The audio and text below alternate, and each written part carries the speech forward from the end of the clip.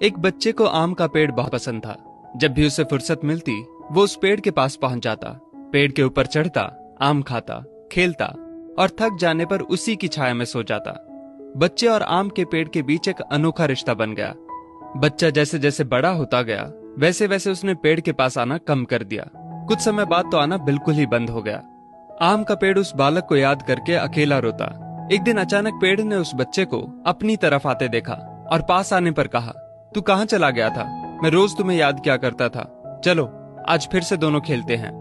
बच्चे ने आम के पेड़ से कहा, अब मेरी खेलने की उम्र नहीं है, मुझे पढ़ना है, लेकिन मेरे पास फीस भरने के पैसे नहीं हैं।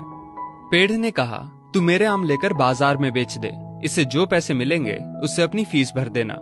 बच्चे ने आम के पेड़ से सारे आम तोड़ लिए और उन सब आमों को लेकर वहां से चला गया। उसके बाद वो फिर कभी दिखाई नहीं दिया। आम का पेड़ हर पल उसकी राह देखता रहता।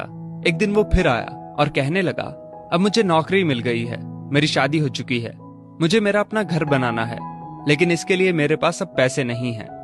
आम के पेड़ ने कहा, तू मेरी सभी डालियों को काट कर ले जा, उससे अपना घर बना ले। उस जवान लड़के ने पेड़ की सभी डालियां काट ली और लेकर चला गया।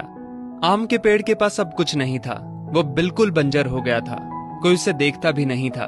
पेड़ ने भी अब उम्मीद छोड़ दी थी कि वो लड़का उसके पास फिर आएगा। फिर एक दिन अचानक वहां एक बूढ़ा आदमी आया। उसने आम के पेड़ से कहा, शायद आपने मुझे पहचाना नहीं, मैं वही बालक हूं जो बार बार आपके पास आता था और आप हमेशा अपने टुकड़े काट कर मेरी मदद करते थे। आम के पेड़ ने दुख के साथ कहा, पर बेटा मेरे पास अब ऐसा कुछ भी नहीं जो मैं तुम्हें दे सकूं। वृद्ध ने आंखों में आंसू लिए कहा, आज मैं आपसे कुछ लेने नहीं आया हूं, बल्कि मुझे आपके साथ जी भर के खेलना है, आपकी गोद में सिर रखकर सो जाना है।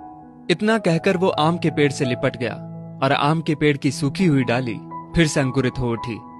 दोस्तों, वो आम का पेड़ और कोई नहीं बल्कि हमारे माता पिता हैं। हम जब छोटे थे तो हमें उनके साथ खेलना अच्छा लगता था, लेकिन जैसे जैसे हम बड़े होते चले गए उनसे दूर होते गए।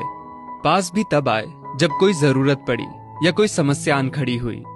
आज कई माँ बाप उस बंजर पेड़ की तरह अपने बच्चों की राह देख रहे हैं, जाकर उनसे लिपटें, उनके गले लग जाएं। फिर देखना वृद्ध अवस्था में उनका जीवन फिर से अंकुरित हो उठेगा। किसी कवि ने क्या खूब कहा है, बड़े बुजुर्गों की उंगलियों में कोई ताकत तो ना थी, मगर जब मेरा सिर झुका तो सिर पर रखे कांपते हाथों ने जमाने भर की दौलत दे दी। दोस्तों, इस वीडियो